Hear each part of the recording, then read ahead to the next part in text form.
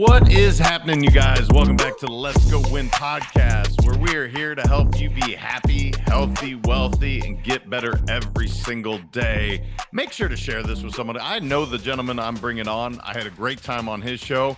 You're going to want to share this with people that you care about so we can grow the show. We can get Sherman's name out there, and I'm about to tell you more about this guy. Sherman Perryman is the founder of Militant Grind and is dedicated to uplifting humanity through mental, physical, and spiritual well-being. His journey includes entrepreneurship and coaching, driven by a deep desire to fulfill his life's purpose.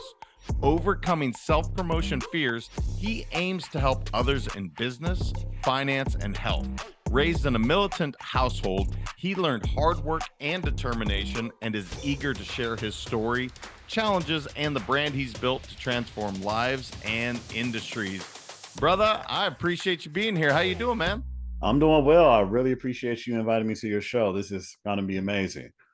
Well, it's my pleasure. Like I said, I had a great time on your show. It absolutely would just, kindred spirits, man. It had a great conversation. I know this will be the same.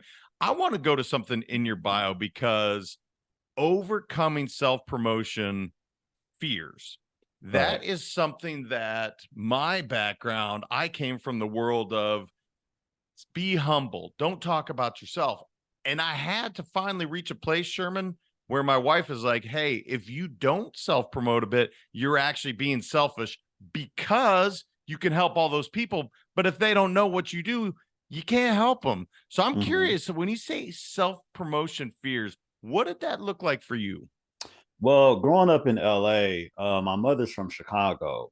And so in Chicago, it's the Midwest, and people talk slower in Chicago than they do in LA. So I got teased frequently as a child because of the way I talked. People say, oh, you're slower. They thought I was slow mentally because I talk slow. That was like my tone of speech. So with that being said, like I've been hearing that, for a while now. But hearing that kind of prevented me from wanting to speak out and speak to people, and even like speaking to large crowds. Like I remember in college when I had speech, I was just so nervous to speak in front of the class. And I was like, man, this is a class full of men. Like I went to an all boys college, Morehouse in Atlanta. And I was like very, very frightened just to speak in front of the class. And, it took a time where one thing happened in 2013. A friend of mine passed away, and it hit me pretty hard. And they said, can anyone that wants to come up here and speak on his behalf and say something, come up and speak. And I did not come up and speak. And that one moment of not like being proactive and taking action haunts me till this day. Because I'm like, man, you could have, he probably would have wanted you to say something about him because you grew up close. And ever since then, I just like, you know what? You only have one shot. Sometimes you'll never get that chance to do it again. So if you don't take it, it's going to be a dishonor to you and the people who you admire. So ever since then, I've been, pushing myself to get out there and speak, because you never know who you may impact when you do. And a lot of times we are more critical on ourselves, about how we sound, what we say, whatever. And you speak to someone else and they're just like, wow, that was amazing. Like, I loved it. You said some great words. Like I spoke at several funerals, and the parents were just like so amazed by the words that I said. They were like, wow, like I really appreciate the words you said about my son or my daughter, etc. And then I was like, you know what? I have to use my voice to actually help people and heal people, because obviously, if a parent could come to you after a funeral and, acknowledge your words that you said about their child, that's a very powerful thing, because that's a very emotional time. So with that, I was just like, I just got to push. You know what I'm saying? It's not about me. It's not about how I feel. If I can make someone feel better, then I need to do it. And like you said, I have to stop being selfish, because it's selfish of me to withhold my words that can help impact others.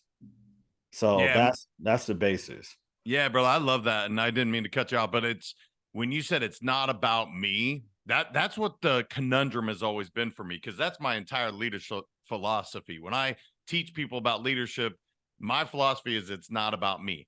Mm-hmm. However, where it gets a little where you have to read between the lines is like, look, it's not about you. So stop staying in your head. Stop being selfish. Share these amazing gifts that you have.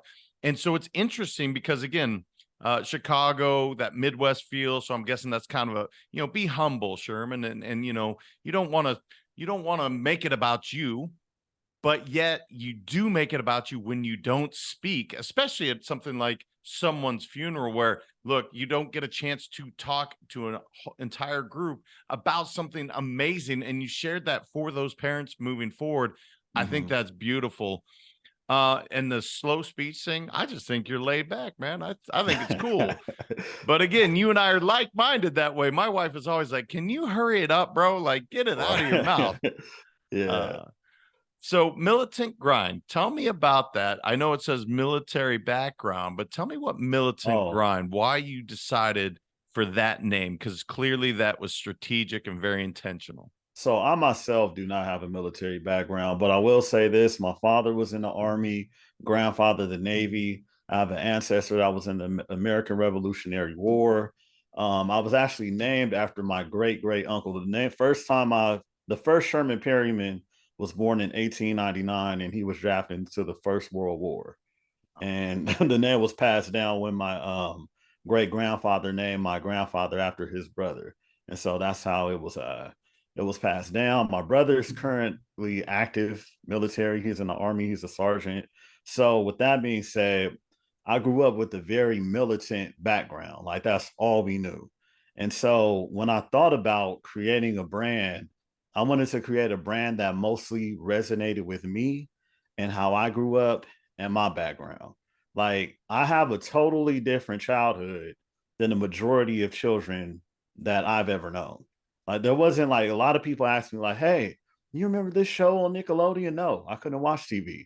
I was out in the yard working as soon as I got up. Like I have no idea what you're talking about. Or you didn't watch like no, we didn't have video games.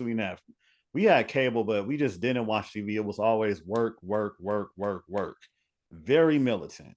So when my brother first went to the Army, he said that he breezed through basic training because it was kind of like how we grew up. It was like, man, this is nothing. We woke up early in the morning, didn't eat, didn't do anything. We were just out the house, in the yard, 9, 10 years old with heavy shovels trying to get weeds out and things like that. So I was like, okay, instead of trying to create something new, I could just create something that just resonates with me, and that's how the Militant Grind came up. I have no idea how I even came up with the name. It just popped up, and I was just like, okay, this is what I'm going to rock with. Yeah, and I see that you talk about taking care of mental, physical, and spiritual well-being.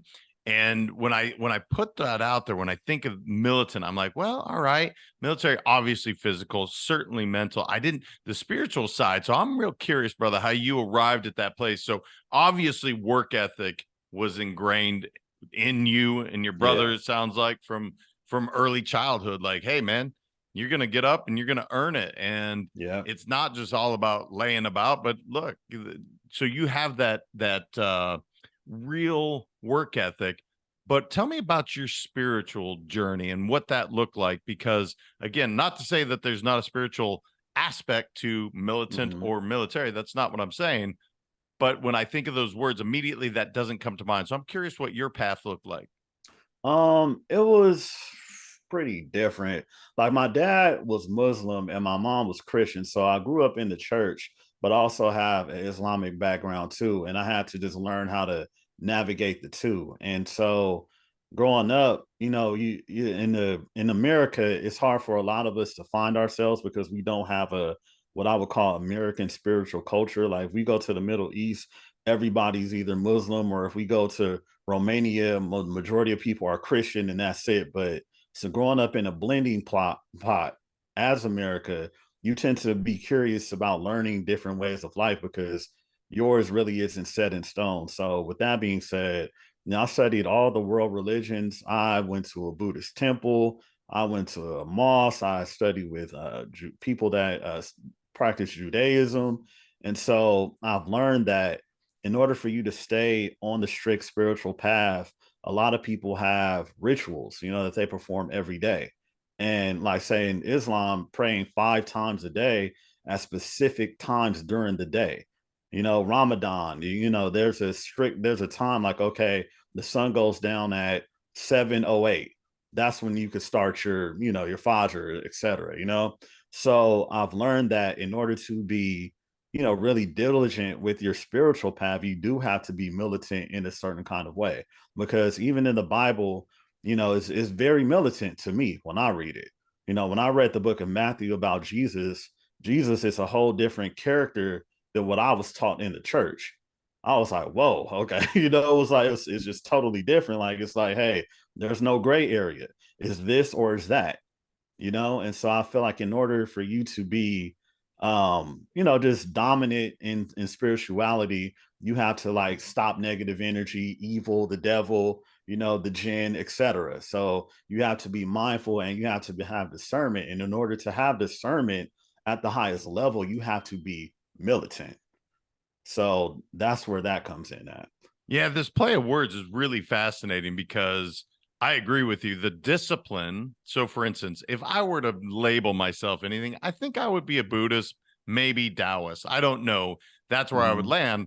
But I grew up in a Catholic household, and that was what I knew growing up.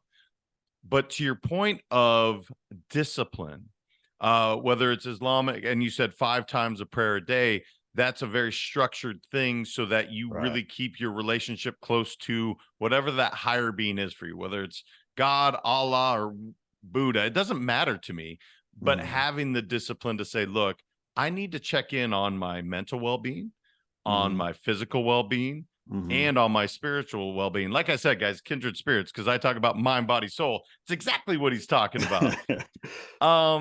I want to ask because being vulnerable is one of the topics that you and I touched on your show. And I think it's something that is obviously a big part for you.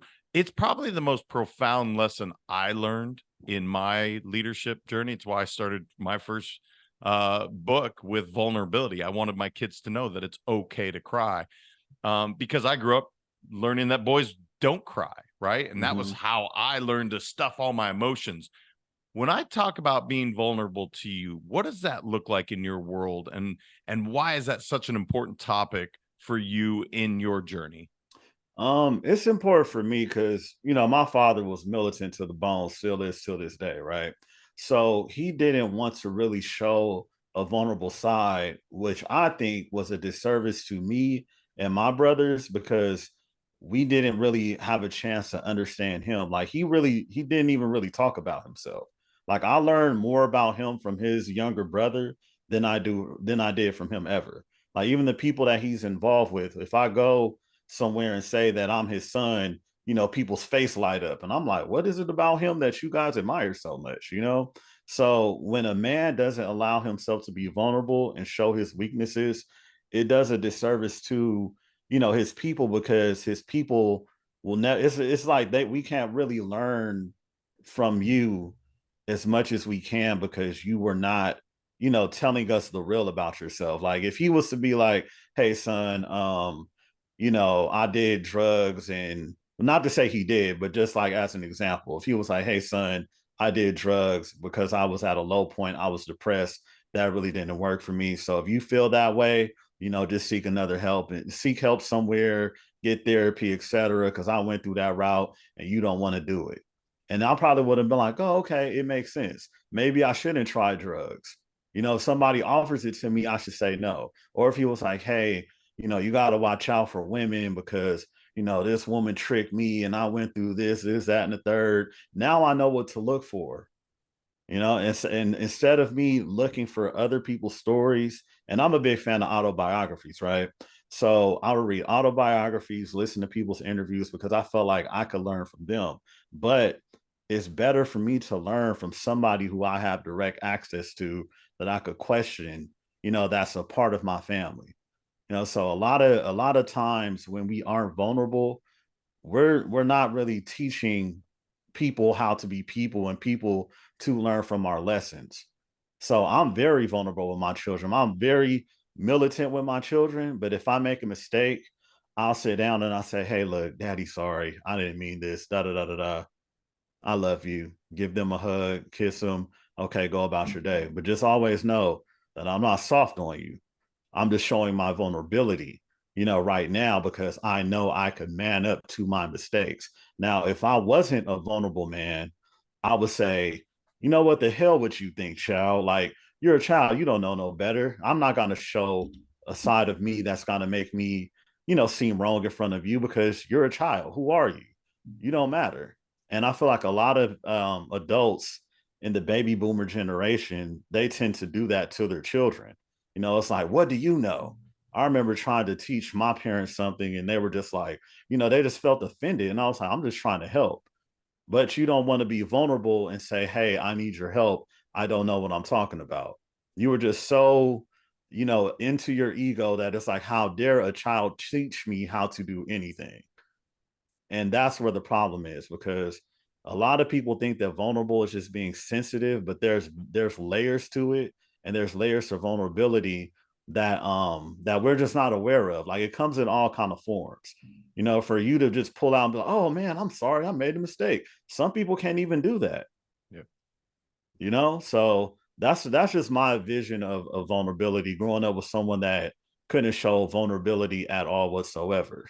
So I've learned from that, and I'm just like, okay, in order for me not to feel how, in order for my children not to feel how I felt and to feel how my siblings felt, I have to change something. I have to be a more vulnerable father and a vulnerable person, period.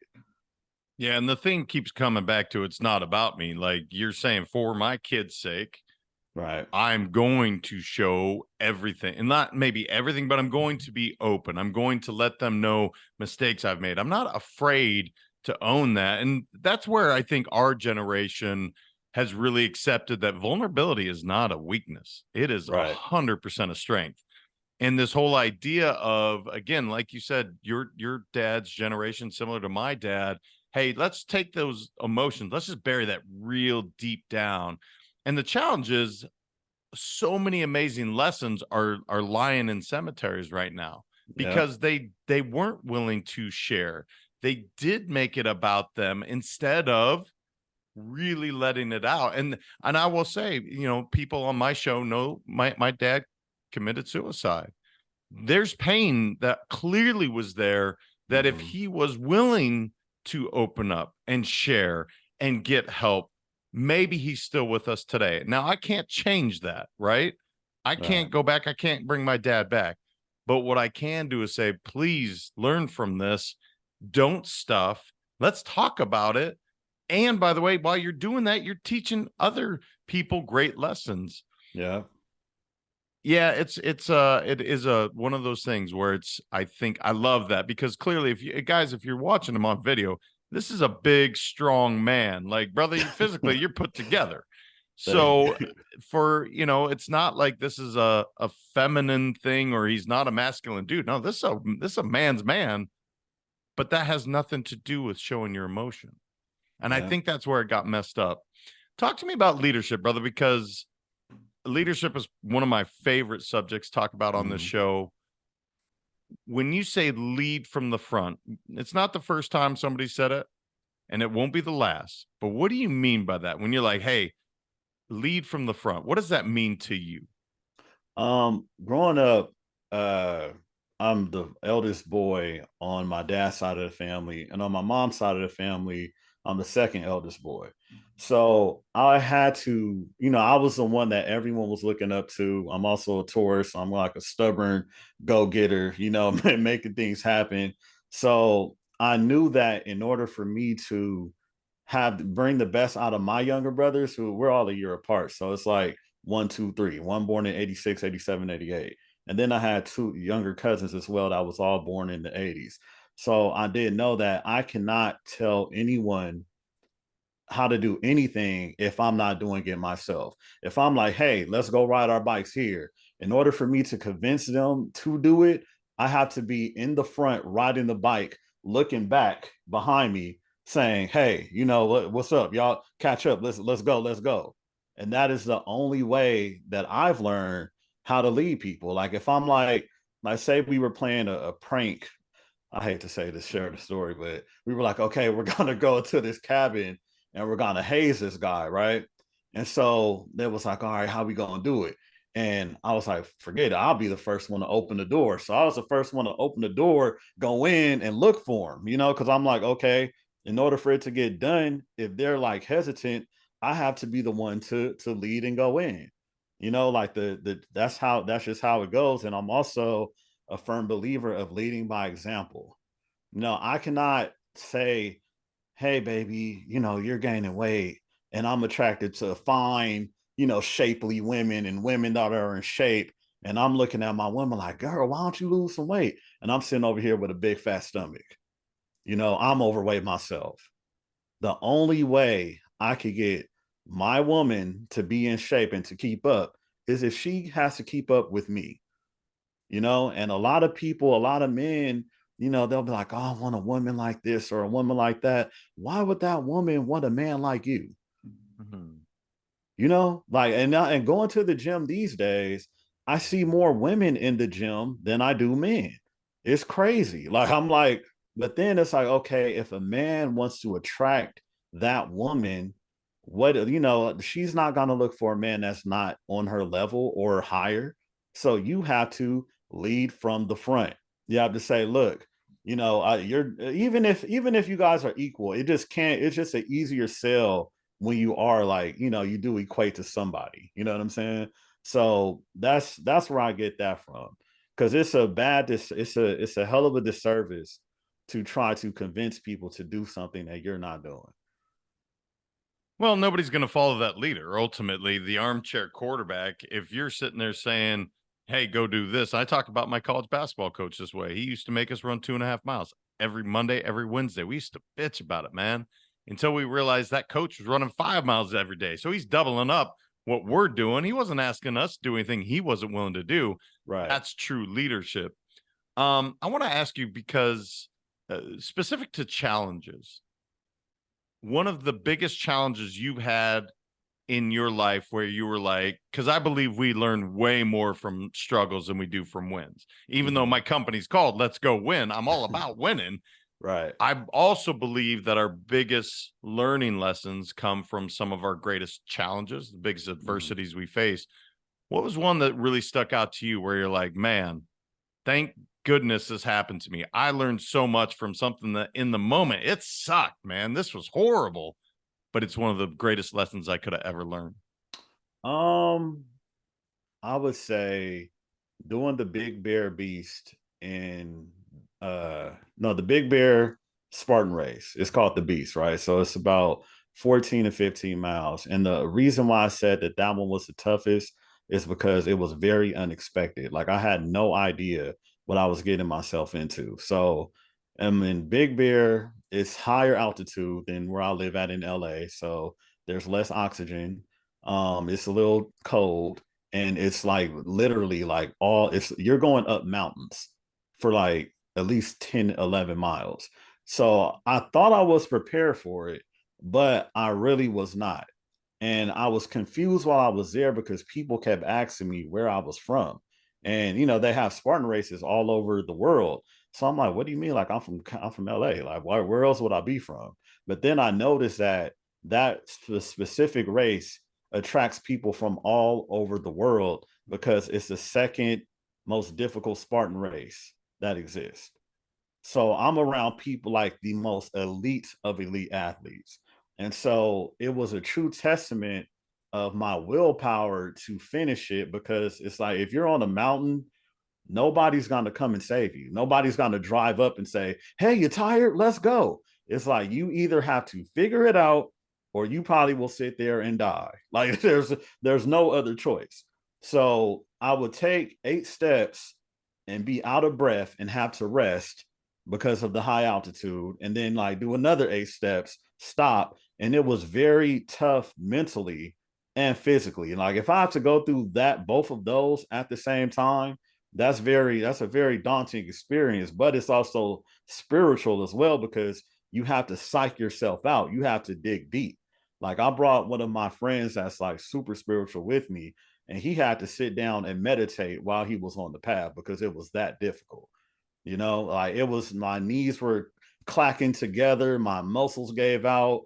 You see people on, going to the going on a stretcher because they fell and their leg got twisted. It was crazy. So that showed me that, if you have a positive state of mind, if you're in a situation or you put yourself in a situation where you just like, I have to do this no matter what. A lot of things that we go through, we could stop. We could say, "Oh, I'm tired." We could say, "Oh, I'm going to do this." But I couldn't say that when I was on a mountain in Big Bear, where there was no cars or no one to save me. I had to get up there with, or die. So that was a true testament of character, spirituality, willpower, strength, all of that put in one. Because that was one situation in my life where it was do or die. Now I've been through a lot of mental situations. That's a little different, but mental and physical, that's a whole nother playing field for me. Yeah, I want to get into the mindset for a minute because obviously, like you said, I have two choices here. I can sit here and literally starve, be stuck on this mountain. I'm sure eventually maybe somebody would come help me out, maybe. Right. But what were you thinking from a mindset point? Because I think David Goggins is probably the big example people listen to where he has certain tricks, right? Like he pictures putting his hand in the cookie jar and feeding himself that cookie of willpower. What did you have? Did you have a specific mindset where you're just like, all right, Sherman, you got this? Was it positive talk? Was it your buddy was meditating and so he's reaching up to that higher power or calming the mind? What did you do to get to that next 8 steps? Because I don't think we talk about this enough. And I will say, as much as we were maybe given the generation before the hard time about, not being vulnerable, they had this mindset where it was like, look, you just keep going. And I'm generalizing, of course. Yeah. And I would say some of the current parents, even myself, we don't let our kids fall as much as maybe we should. And so I think this is something that we do need to talk about. So what was your mindset, brother, as you're doing that? Well, I have a self-soothing type of mindset because I grew up with 4 other siblings. So I really didn't have anyone that could come and coddle me and save me like that. So I've kind of learned how to self-soothe. So imagine being 1 years old and you have a newborn brother, and then you're 2 years old, you have another newborn brother. So it's like, who's your parents giving the most attention to? It's not really you. So I feel like, my dad will say, "Oh, maybe he didn't have enough baby time or whatever." But I guess with that being said, I kind of learned how to like get in my own mind. And I would say you have to sometimes manipulate yourself, or you have to have a voice, which is your higher self or your tough self or yourself with the ultimate strength, telling you to get the fuck up that mountain, and you're not going to go home empty handed without that Spartan medal, because you're going to embarrass yourself, your family, and your wife is going to look at you and say, "Hey, what happened?" And you're going to say you quit. You've been getting up every morning at 4 in the morning, going to the gym, going to sleep early, doing all of these different things to prepare yourself for it. You better go up. You better do all that you can to make that happen, because you will not be an embarrassment. You better go home and tell her the story of how tough it was while you're wearing the medal. And there's nothing else, period. I'm very, very hard on myself. I'm talking about I will punch my boom, like you better get up there. And trust me, it was easy to quit on mile 2. It was very easy. I would have understood anybody that wanted to quit on mile 2 with 12 more miles to go. I would have said, "Shit, man, I feel you. This is crazy." People were complaining the whole way up. Like you do have those people like, "Oh my God, this is tough. I can't believe I paid for this." And you have to shut them out, not even give them any attention. You can't say, "Yeah, man, this is tough." You can't let that energy get into you.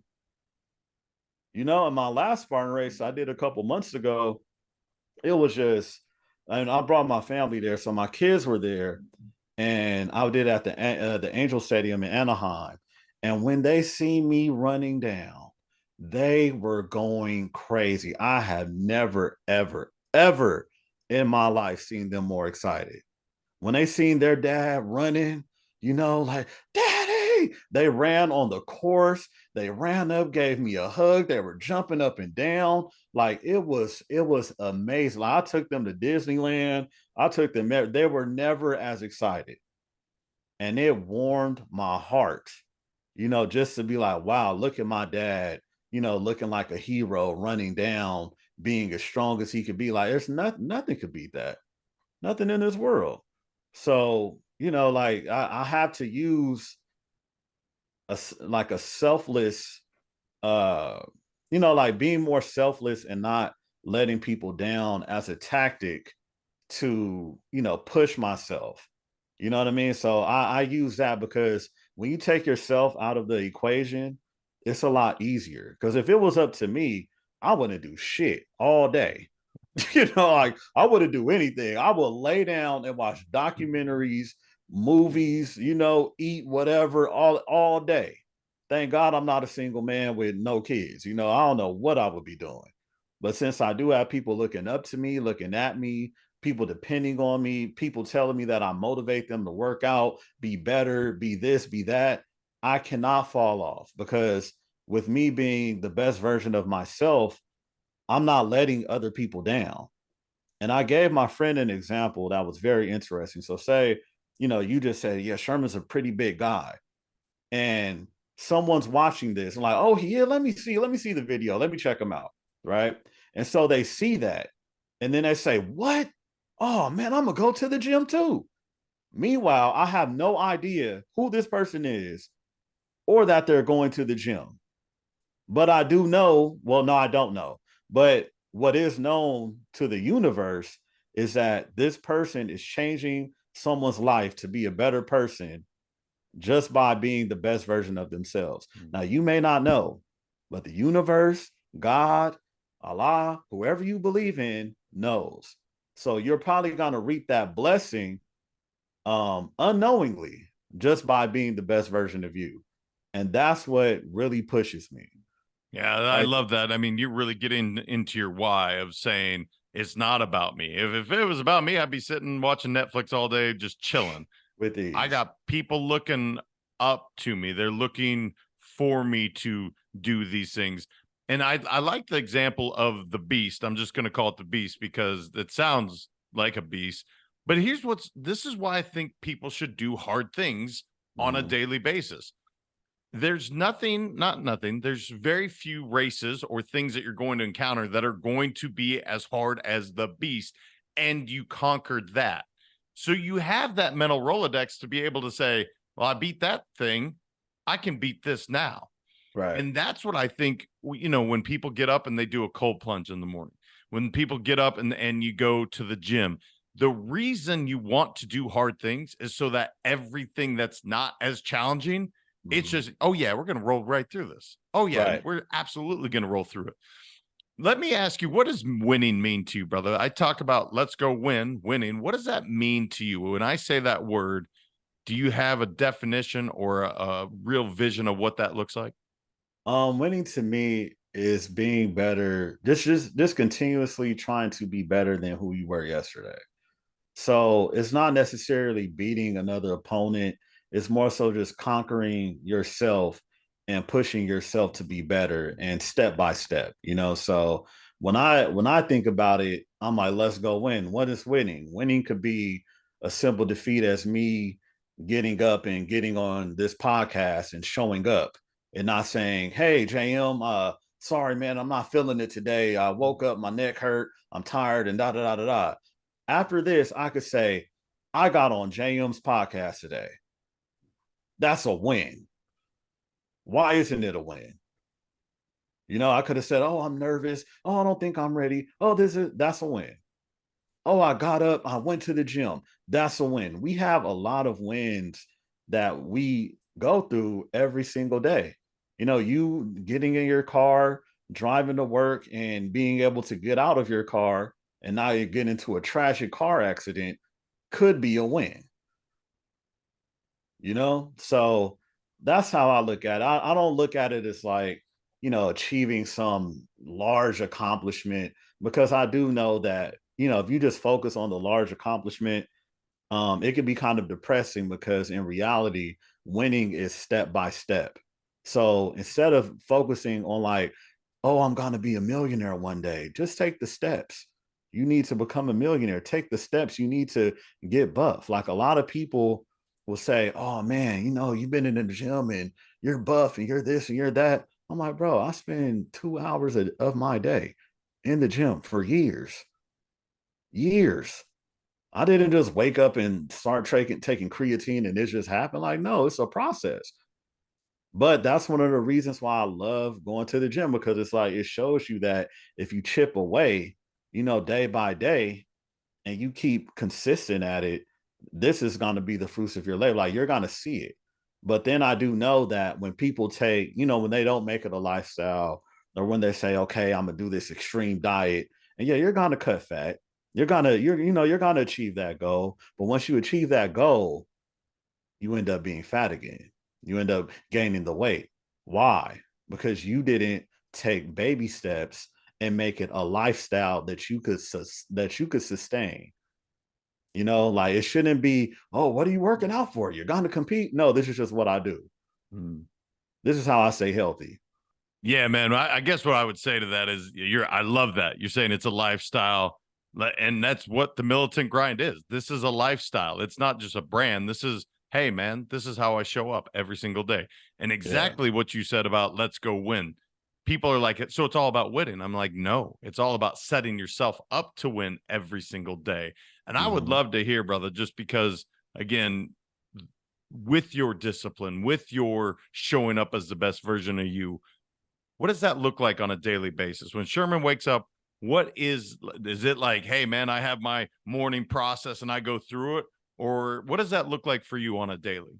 Honestly, man, because I am a father, it's just winging it, but just knowing that I have like certain things to do, because it's like, I did learn that, my schedule could be thrown off because, oh, can you take the kids to school, or oh, this needs to happen. So no, so I just make sure that I have a couple core things that I do no matter what the time is. I just know I have to do it, and then, get it done. Like, I have to take my kids to school every morning. I got to pick them up. I got to make them dinner. I got to give them baths sometimes, so I'm a full-time father.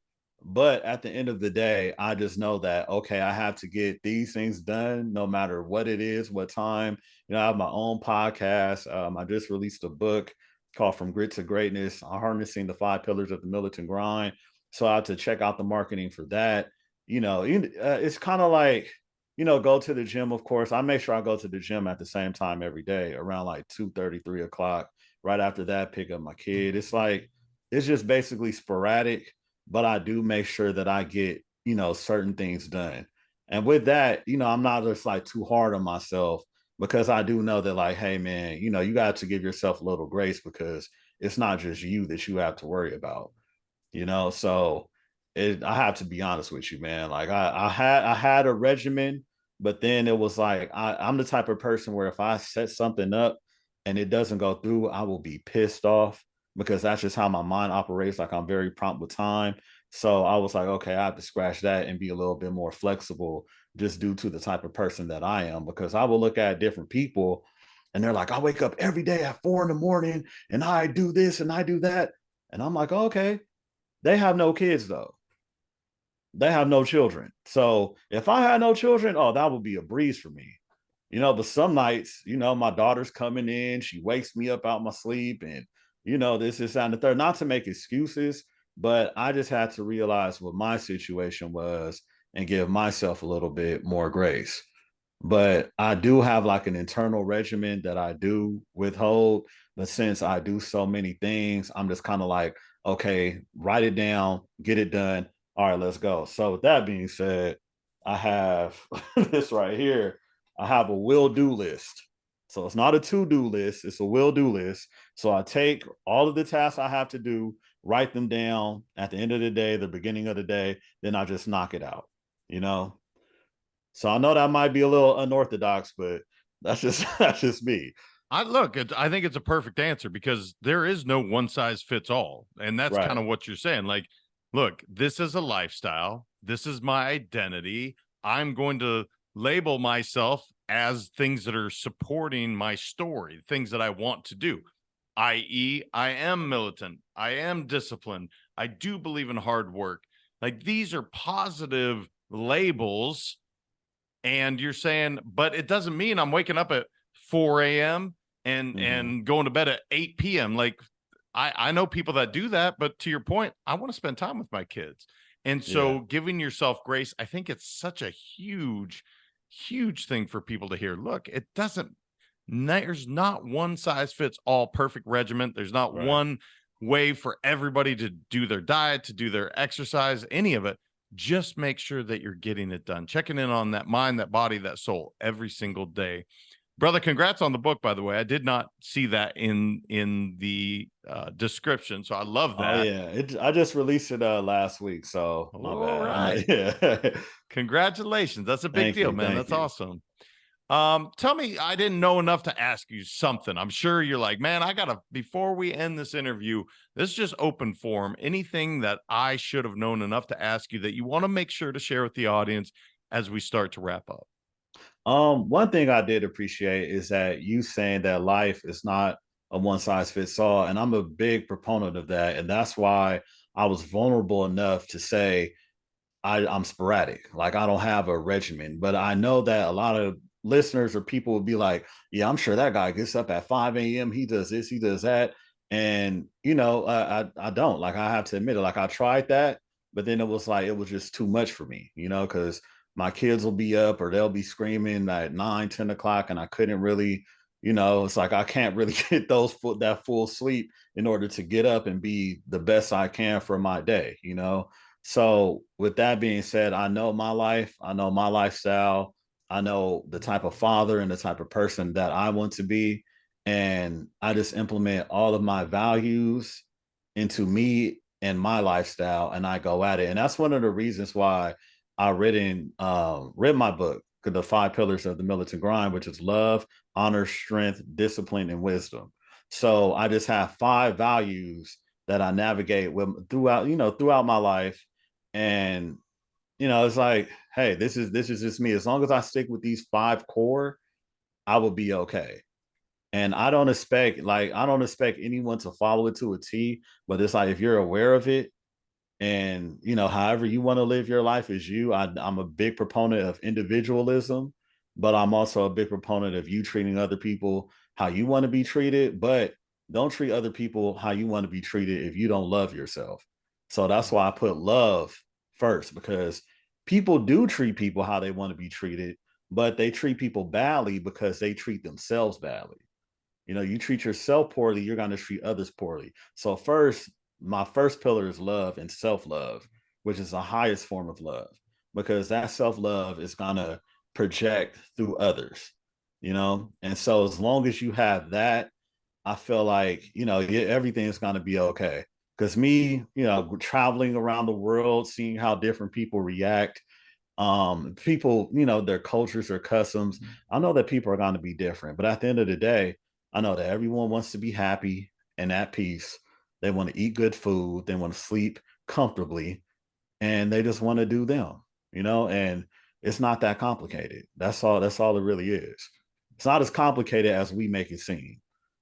So I don't beat anybody up for not wanting to go to the gym and be like me. I'll be like, hey, at least try to do some type of physical activity, if walk or do a sport or do something, because at the end of the day, humans do need to exercise. Like it's better for heart health, mental health, you release dopamine, etc. So go do something, but I don't expect you to work out like me or be like me.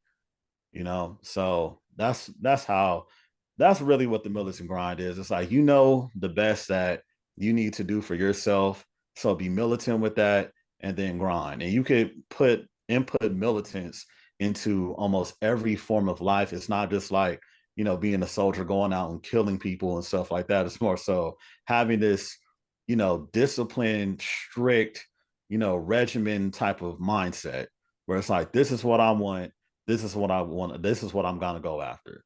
but along the process, be fair and have grace as well. Well, I love it. I mean, look, discipline equals freedom. I've said it 100 times. I'll say it again, and it's 100% true. And I wrote it down. Self-love is the highest form of love. I cannot tell you. I hope everybody heard that, because it's succinct, it's concise, it's exactly right.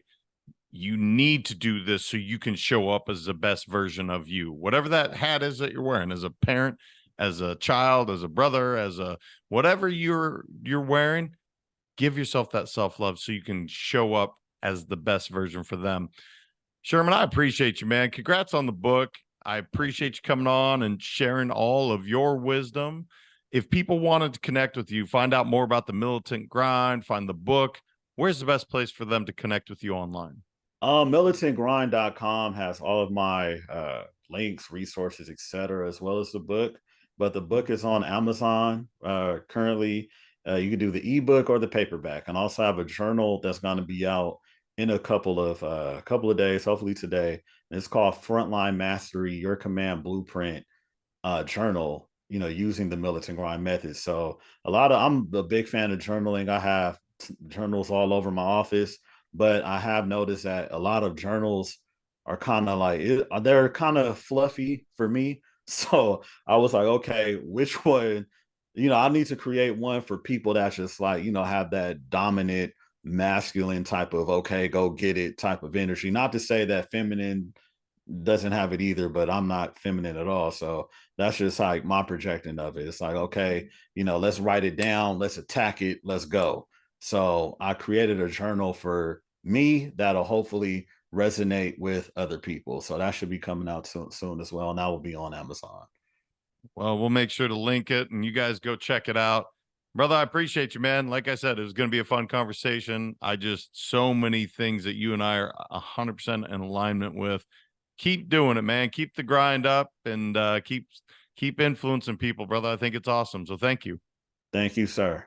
Guys, go check it out. militantgrind.com. Go grab his book, From Grit to Greatness, and share this. Like I said, there's so many good nuggets throughout this thing. I think maybe the most impactful on the whole thing, he said, yeah, man, I do it, but I don't do it at a specific time, and I give myself grace. I think everybody needs to hear that. Just do that will-do list. I'm going to get this done. It doesn't mean it has to be at the exact same time every day. It just means I'm going to get it done. So make sure to share this with somebody you love. And until next time, remember, your mindset matters. I appreciate you all. We'll talk soon.